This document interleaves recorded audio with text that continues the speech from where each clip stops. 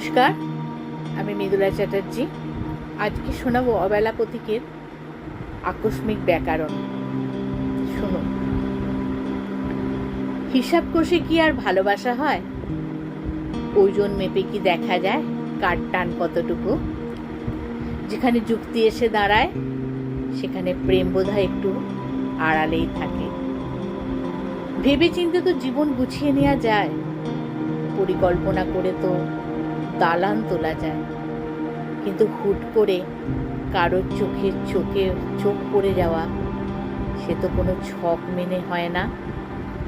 মানুষ বলে পড়বার আগে ভাবা উচিত ছিল।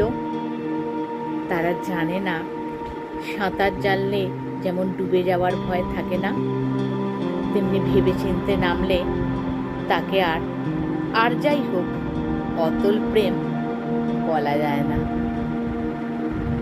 কেমন লাগছে আপনাদের একটু জানাবেন। ধন্যবাদ, সবাই খুব ভালো থাকবেন।